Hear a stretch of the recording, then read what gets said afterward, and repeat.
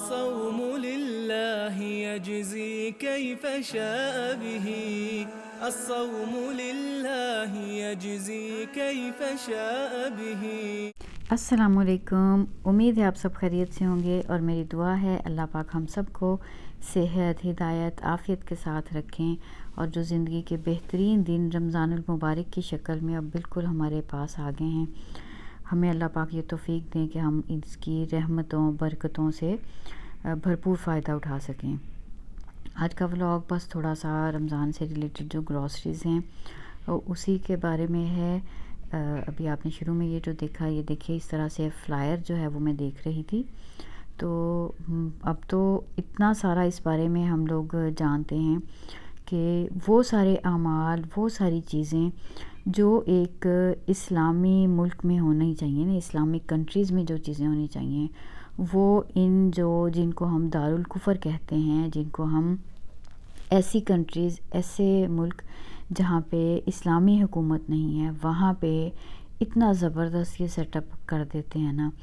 اور اگر میں آپ کے ساتھ کینیڈا کی بات کروں تو ابھی کرسمس گزرا ہے نا، تو کرسمس پہ ہر جگہ پہ سیل لگی ہوئی تھی۔ یہ لوگ اس طریقے سے پلان کرتے ہیں کہ ہر چیز ہر انسان کی پہنچ میں آ جائے۔ تو ابھی دیکھیں، یہ ہمارے قریب میں جتنی سپر مارکیٹس ہیں نا، ہر سپر سٹور کے اوپر رمضان، سب کو پتہ ہے کہ رمضان آ رہا ہے، تو ہر چیز ان کو پتہ ہے کہ یہ چیزیں ہیں جو یوز کی جاتی ہیں، اس کے اوپر وہ پرائس ریڈکشن جو ہے وہ ہمیں نظر آتی ہے، سیل لگی ہوئی ہوتی ہے۔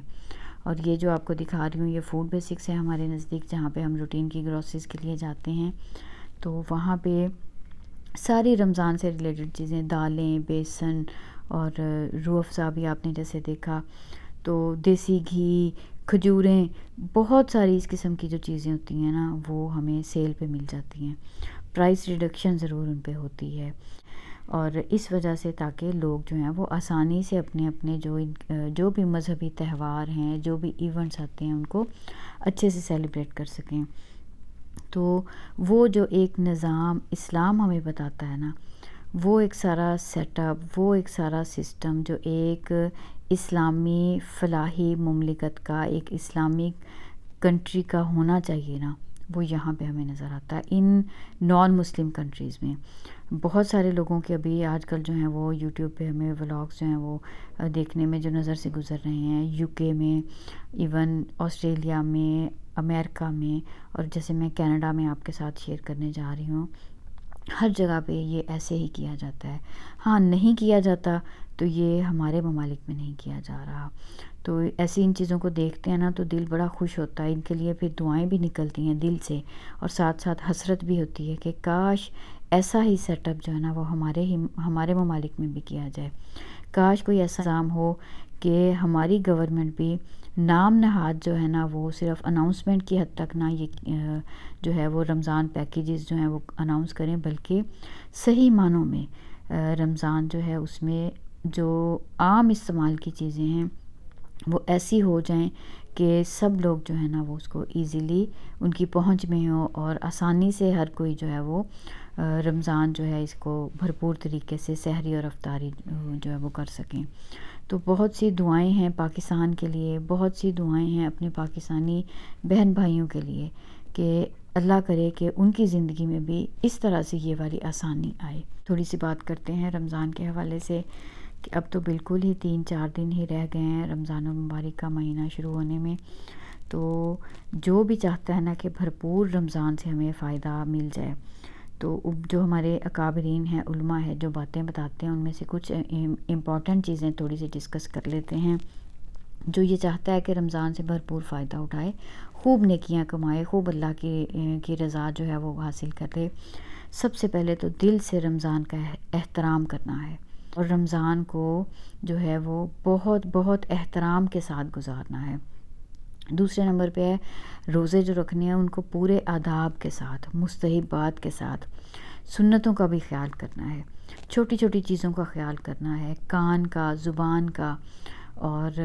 ہمارے جو ہے وہ آنکھوں کا، ان سب چیزوں کا روزہ ہے۔ تو ان ساری چھوٹی چھوٹی چیزوں کا خیال رکھتے ہوئے، روزے کے ان آداب کا خیال رکھتے ہوئے کوشش کرنی ہے کہ ہمارا روزہ مکمل طور پہ جو ہے نا وہ قبولیت کے درجے پہ پہنچے۔ اس کے بعد دیکھیں رمضان میں نیکیوں میں تو ہم خود کو لگا لیتے ہیں، ذکر اذکار زیادہ کرنے لگ جاتے ہیں، قرآن پاک کی تلاوت، نمازوں کی پابندی تھوڑی جلدی مطلب اول وقت میں پڑھنے میں زیادہ ہم لوگ کوشش کرنے لگ جاتے ہیں، اور تھوڑا بہت کوئی جو ہے وہ دوسروں کی صدقہ خیرات وغیرہ پھر زکوٰۃ کی شکل میں مدد کو بھی کرتے ہیں، تو نیکیوں پہ تو خود کو لے آتے ہیں۔ بہت اہم چیز گناہوں سے بچانا ہے، نیکی کرنا اپنی جگہ ہے لیکن خود کو گناہوں سے بچانا بہت بہت اہم ہے۔ اور پھر اس کے علاوہ ہے عبادت کا خاص اہتمام کرنا، اس کے لیے بہترین چیز یہی ہے کہ ہم اپنے لیے ٹارگٹ جو ہے نا اس کو فکس کر لیں۔ اگر تو ہم رینڈم کر لیں نا کہ یہ میں جتنا میرے ٹائم ملے میں کر لوں، تو پھر ہم نہیں کر پاتے۔ تو میں اپنا آپ کو بتاتی ہوں کہ میں تو یوں کرتی ہوں کہ فکس کر لیتی ہوں کہ ایک اپنے سارے اسکیجول کے ساتھ ساتھ میں اتنا ضرور کروں گی۔ تو کوشش کریں کہ جو ٹارگٹ بنا لیں، جو اپنا ایک گول بنا لیں نا، اس سے آگے تو ہم چلے جائیں، اس سے پیچھے نہیں رہیں، کیونکہ ہمیں پتہ ہے گنتی کے دن ہیں تھوڑے سے، تو اس میں اپنا روٹین جو ہے نا ٹارگٹ اپنا بنا لیں۔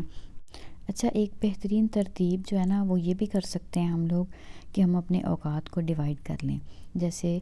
کچھ ہم نے گھر کی ذمہ داریاں کام کرنے ہیں، آرام بھی ہمیں چاہیے اور عبادت بھی چاہیے، تو سب سے بہترین تو ایکول اگر کر لیں تو وہ یہ ہو سکتا ہے کہ 8 گھنٹے جو ہیں وہ گھر کے کام کے لیے رکھ لیں،